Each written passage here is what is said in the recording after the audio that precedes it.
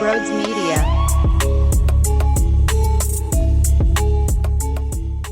What is going on, everybody? Welcome on in to Sports Talk with Broads. So this is a conversation I did not expect. I did not anticipate this one prior to the Sixer season beginning. But yes, we have some serious drama between Joel Embiid and columnist of the Inquirer, Marcus Hayes. This is not why I signed up for Sports Talk Radio, okay? I love debating if going for it on fourth down was a smart idea or not. I love debating if Joel Embiid's three-point attempt was the right move in the fourth quarter, or should he have posted up, okay? I like talking sports and having fun debates that get passionate sometimes, and maybe you start screaming at one another, but all in love, because at the end of the day, it's sports, and that's what we do. Not this. And I was on WIP Sunday morning right before the Eagles game against the Jags. It was Tom Kelly and myself from 10 a.m. to 1 p.m. We were expecting a pretty heavy pregame show vibe. It turned into 3 hours of who was right, who was wrong. I don't know what the legs are going to be like with this story on Monday because of how Nick Sirianni made some brutal decisions against the Jags. I'm recording this Sunday night at basically 11 o'clock at night. So we already witnessed an almost loss to the Jags after blowing a big lead. And I would expect the Eagles to be a big storyline, but this is not going to be far behind it. It's a pretty big deal. I mean, it's a massive deal. And this is where I stand on it. Off the bat, yes, Marcus Hayes is a part of the WIP team. With that said, I totally, and I mean totally, disagree with putting those comments into his column about Joel Embiid's brother, who is no longer with us, and his child. Very unnecessary, felt very personal. Now, full disclosure, I've never had any problems with working with Marcus Hayes. Whenever we do work together and have shows together, he respects me. I've never had an issue with him. All but good things from my end when we cross paths at the station. That's all I can go off of from a personal level on what he's like when I cross paths with him. I'm just being honest and transparent with all of you. I know there is a narrative about him. I know people don't like what he writes, and that's all fair. You don't have to like what he likes. I'm just saying, based off of my personal reactions with him, whenever we do link up due to our schedules being scheduled together, I have no problems. But I totally disagree with his approach, with his column on Joel Embiid not being on the floor enough. If you want to criticize Joel Embiid for not being healthy, if you want to criticize Joel Embiid for the Olympics, if you want to criticize Joel Embiid for this team getting stuck in the second round and not being able to advance with him being the face of the franchise, by all means. Mentioning the death of a family member is totally out of line, and it's so out of line that I do not fault Joel Embiid a little bit. I don't. He has every right to go up to somebody, whether it's a professional athlete or not. There's something to be said about family. You do not fuck with family. Jason Kelsey just did something very similar to a student at Penn State because they were saying things about his brother. People eat that up because it's funny. People don't like Joel Embiid because they're angry with the Sixers, and now all of a sudden the narrative changes. While I don't think it's right to put your hands on somebody in any work field, it's not right. In any way, shape, or form, it's not right. But there are circumstances where when you cross the line, and somebody crosses the line with your family, the gloves are off. The gloves are off. I don't have a problem with it. I just went through something that was the worst pain I felt in my life, losing two of my best friends. If somebody made comments about my job and how I attack my work and relate my failures to that situation, you're lucky it's a shove. That's how I go. That's how I would approach this. And Embiid feels very similar because he even claimed, I don't care what the consequences are. I'm going to do X, Y, and Z about this situation. And I can't blame him. Now, I'm sure a lot of you have seen it already. But just for perspective piece, just for perspective on this, here's the piece. Joel Embiid consistently points to the birth of his son, Arthur, as the major inflection point in his basketball career. He often says that he wants to be great and leave a legacy for the boy named after his little brother who tragically died in an automobile accident when Embiid was in his first year as a 76er. Well, in order to be great at your job, you first have to show up for work. Embiid has been great at just the opposite. It was completely unnecessary, and my view on it was very intentional to say something horrendously rude. I mean, there is so much pain that you never feel normal again in certain aspects. And as a job where you criticize sports, you don't go there. Like, that's just basic fundamentals of human life. Forget journalism. Forget basketball. They're humans. And when I do this job, if I say Nick Sirianni stinks, Nick Sirianni's a clown, this guy's not good, I always have the reminder throughout these shows that I'm talking strictly stinks as a football man, stinks as a basketball player, stinks as a hockey player, as a coach. I've always said, I believe Nick Sirianni's a great dude. That's why he still has some people buying into him in that locker room, because he is such a great guy. But I demand something out of my coaches from a football level. It's never personal. That's personal. And so much so that I was listening to people who were there when it all happened, and some were saying that when Joel Embiid confronted him, he was going on he was getting out his frustration. And he was saying how, I don't care about what you write, and pretty much going down the path of, you can write about my basketball, but what you don't do is talk about my family. And when he was saying, I don't care what you write about, Marcus Hayes goes, yes, you do. That's why you're getting angry. Paraphrasing, but that sort of response. Well, that tells me everything I need to know, that in your eyes, you feel he does respond to what you say, and then you go after something so serious and so close to the heart and so far past the sport of basketball, and you feel he reacts to that type of stuff. So doesn't that mean there's intention behind it? Doesn't that mean that you tried to almost get this out of him? This was your end goal.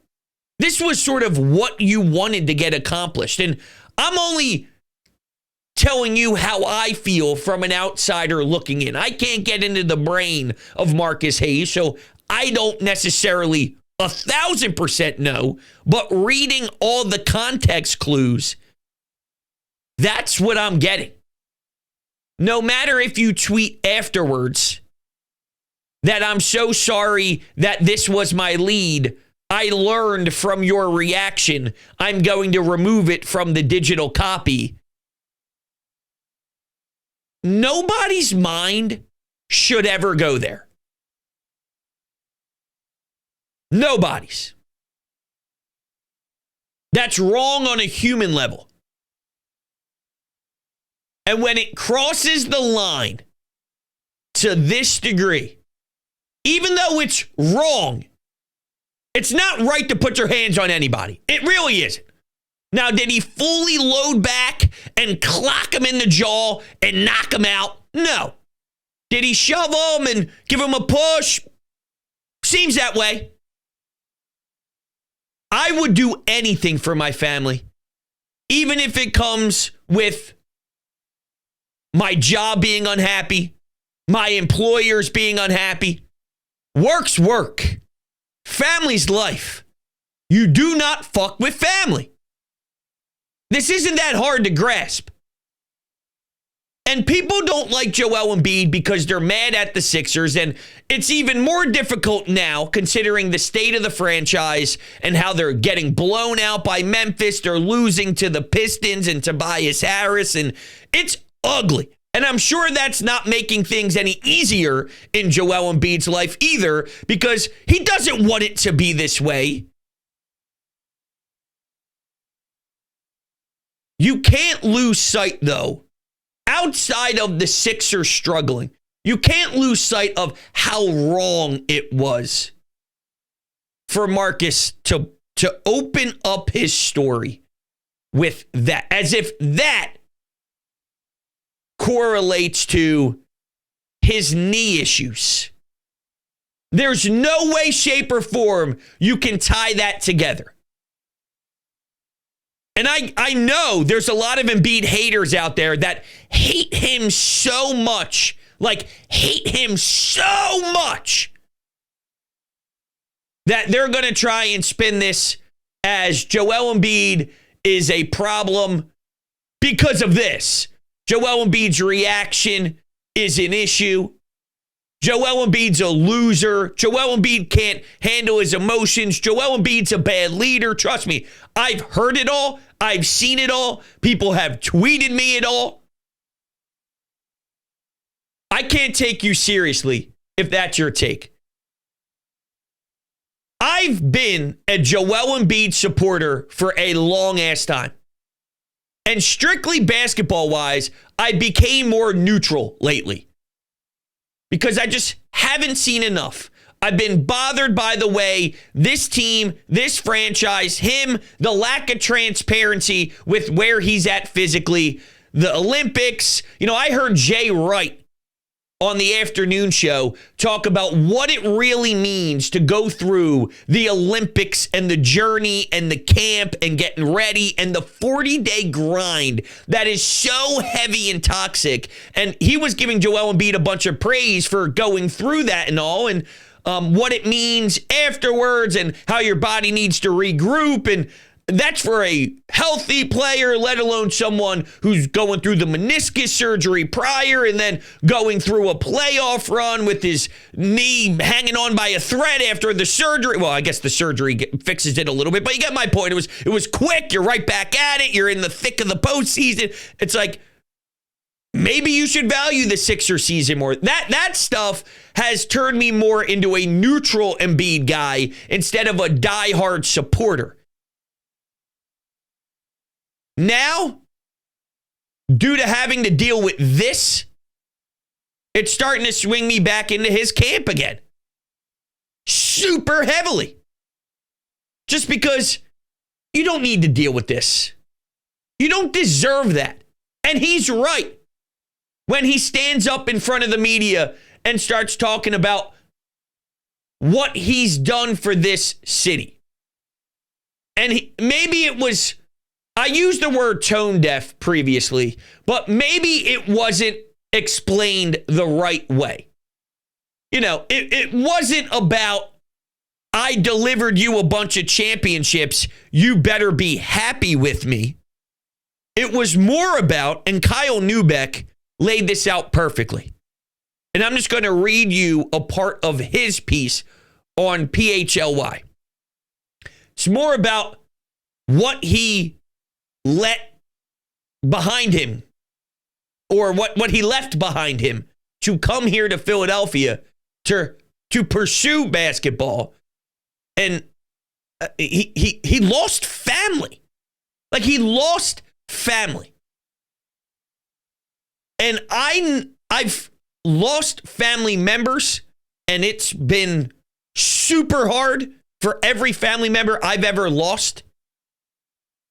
Losing my best friend a few months back, 2 best friends, due to a car accident in such a painful, horrible way, and seeing their family and seeing their wives and seeing their kids and everything.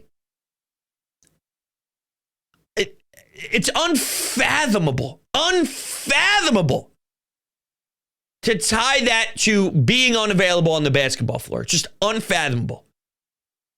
And leaving family behind to come to this place. Don't give me he makes money. That's not the point. Money doesn't fix that. Money does not fix that. So here's the part of the piece from Kyle Neubeck. On Friday, many mocked an idea Embiid had verbalized that he had, quote, done way too much for Philadelphia to take that sort of criticism he had from Marcus Hayes. Arthur was a perfect example of what that means in practice.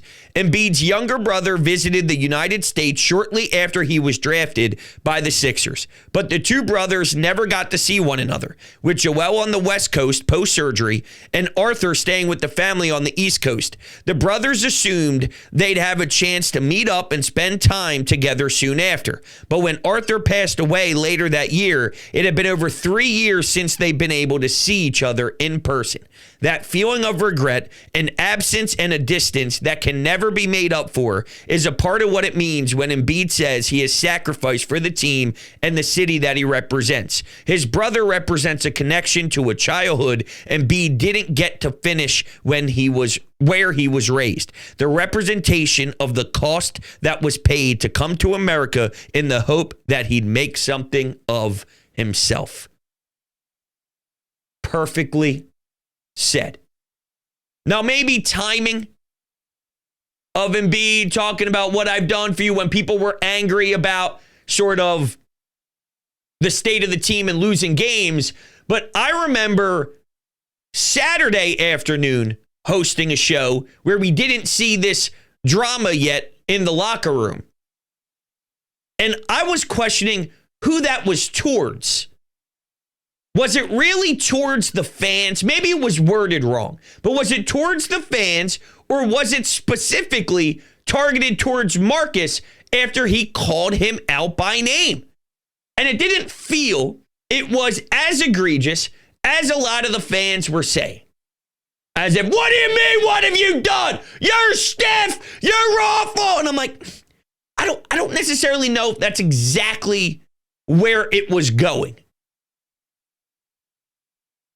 And you see it laid out differently now. And I see exactly where he's coming from. And I sympathize with him. So much so that in a world where I believe you don't put your hands on anybody, and I do feel that way, justifiable. Justifiable. Here's the way I do the blame game here, because there's a part to this that I haven't even brought up yet.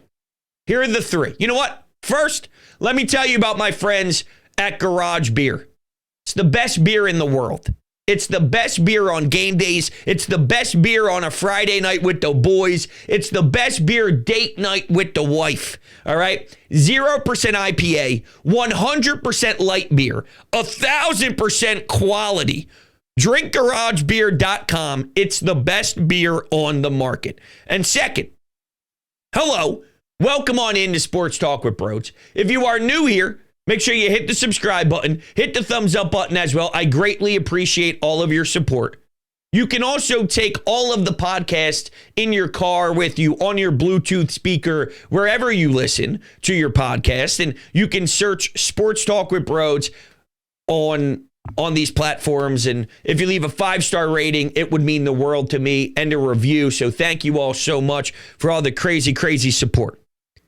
So here's how I would label it. My 3 issues in order. 1 is Marcus Hayes. You can't write it.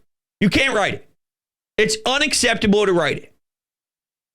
Number 2, I blame the Sixers more than I blame Embiid. Here's why.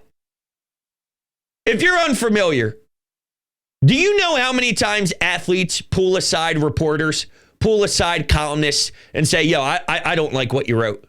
It happens all the time. And you talk about it behind the scenes, and, whatever. You air it out, and you move on. Now, this one, I personally wouldn't be able just to air it out in a calm way by any means, because this crossed the line.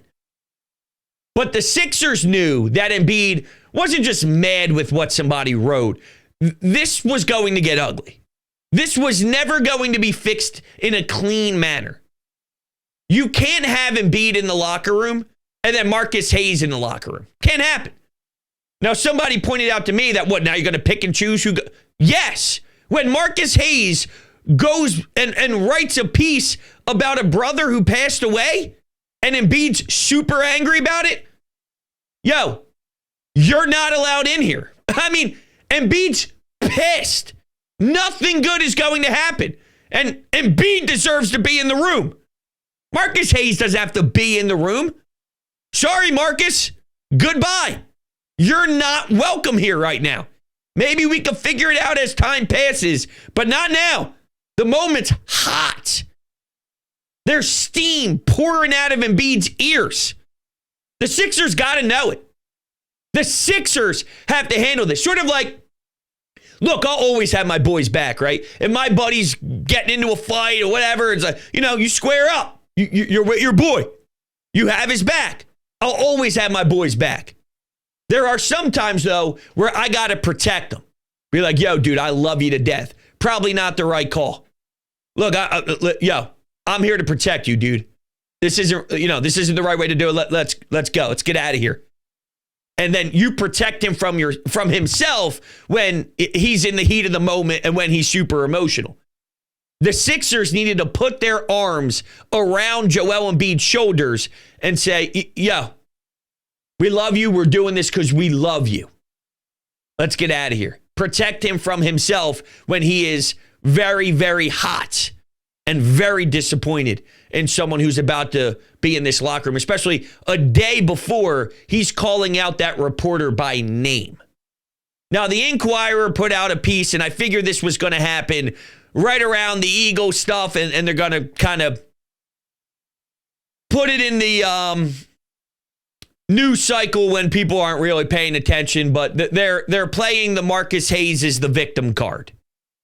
I do think it's wrong for what Joel Embiid did. I just think it's okay to be wrong when somebody says something so awful. I can't believe we're even having this conversation. And it's an uncomfortable conversation to have because, as I mentioned, I don't have a problem with Marcus Hayes. I know people don't like what he writes. He's an opinionated columnist who's been in this town for a while, and there's been some stuff I really disagree with from him, but there's people who disagree with 90% of what I say and think I'm an idiot and think I'm a moron and think I'm an asshole and think all this stuff. That's sort of the nature of the business. You don't do that. You don't do that. And if I'm being honest, I like to support people who are on the same team as me. So whether it's Spike Eskin, whether it's Ike Reese, whether it's Joe DeCamera, whether it's John Ritchie, whether it's Joe Giglio, whether it's Hugh Douglas, whether it's Tom Kelly, whether it's any of the producers, we are on the same team. And while the job is to disagree and to have opinions and to talk sports, this is unique. This is different. You can't do it. It should have never even been a thought to lead a story with that. And I don't know how that's not noticed prior to even putting your fingertips on the keyboard. This is sort of a no-brainer thing, you know? It's like, whoever's listening right now, you got a family member, and they go to Home Depot, all right? This is just off the top of my head, so I don't know where this is going, and they steal $350 worth of things at Home Depot, and then they get caught, and you're going, what are you doing? Like, how did that even get into your head? What? I don't know how it even gets there. And it makes my skin crawl. It's that level of disappointing. As people, there are certain things you just stay away from. Because why would you want to ever cause pain to people when it comes to death of a loved one? I don't get it. I really don't get it. So there were some anytime hotline calls on this. It's not really one of those topics that I like to have in debate form or anything. So I don't know. It's uncomfortable. It's an uncomfortable topic. It is for me personally. I'm just saying in general, regardless on who's involved here. It's like I feel I would give permission for someone to get clocked because you don't mess with someone's family. And it's weird to say, but I stand by it. Even in a professional setting of a journalist and an athlete, these are people with real emotions. You can't do it. You know what? I'm going to hold off on anytime hotline calls. I'm expecting this story to have more info. There's an investigation going on. Paul George is going to play Sunday. It's Sunday now. He's going to play Monday against the Phoenix Suns.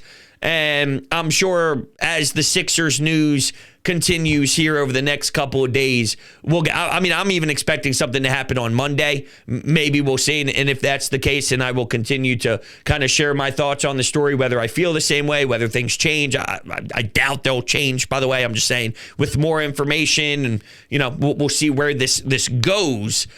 But these are sort of my initial thoughts as the story is still getting solved and more information is getting released. This is sort of my first wave of thoughts. So there's that. All right, everybody. Appreciate you hanging out with me. Thank you. Love you. You're the best. See you on the next one.